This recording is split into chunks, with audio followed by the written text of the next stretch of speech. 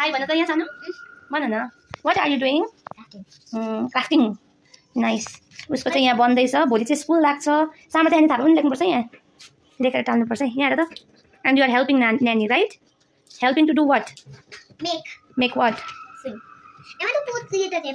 Where okay अनि यहाँ सानोको बुक पनि डायरी पनि रेडी भएको छ okay I help her to do this यो चाहिँ उसले आफै गरेको हो सबै बाइ द वे योहरू बट यो चाहिँ मैले लेखेको उसलाई ओभरराइट गर्न लगाएको हो अनि यो मैले गरिदिएको हो ग्लिटर टेपले अनि this is how she has done सबै ड्रइङहरू उसले गरेको हो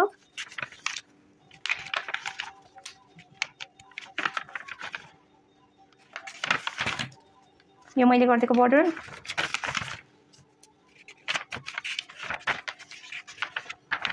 द्याट्स अल थ्याङ्क यू अब भोलिबाट स्कुल लाग्दैछ how are you feeling are you excited or feeling bored excited to do what Why are you excited, baby? I like going to school.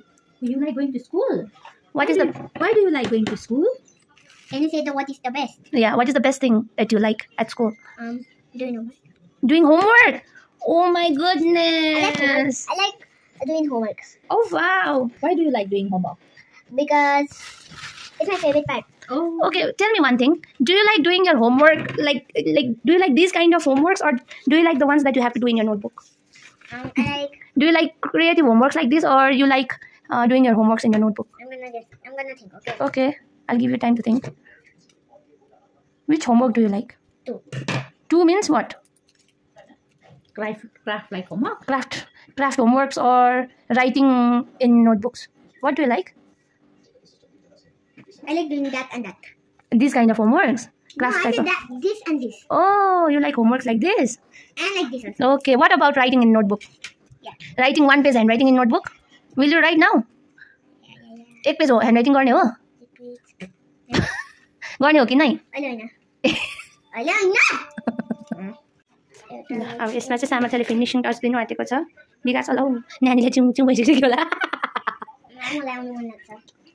let Nanny help you. Wait.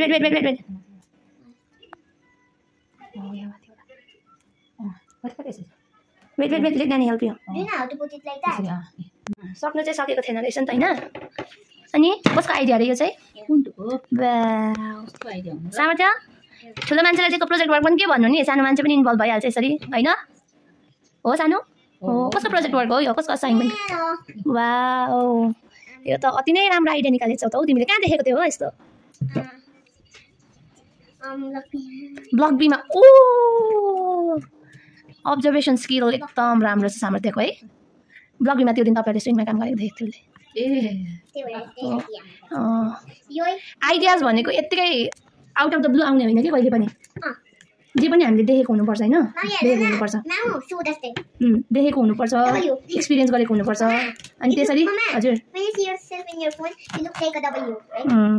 त्यसरी generate हुन्छ idea अनि बिस्तारै अनि आफ्नो experience त्यसपछि original आइडियाजहरु आफ्नो आउन थाल्छ क्या क्रिएटिभिटी भनेको नै त्यसरी हुन्छ फर्स्टमा हामीले नै नानीहरुलाई सानो अपर्च्युनिटी दिनुपर्छ देख्ने देखाउने छुने अनि त्यसरी चाहिँ क्रिएटिभिटी बढ्छ सुरुमा डेकोरेसन गर्नु पर्यो अब चाहिँ सक्यो होला फाइनल भनेर खिच्छु फेरि केही न केही एड गर्छ फेरि फाइनल चाहिँ भोलि बिहान मात्रै देख्न पाउँदो रहेछ यहाँ हामीले मान्छे एड गर्दैछौँ उतापट्टि फर्काएर लु भन त फाइनली भइसक्यो ल देखाउ त अगाडिबाट अब त्यो सामर्थ्य आनी थापा लेख्नु रह्यो नि त नाइस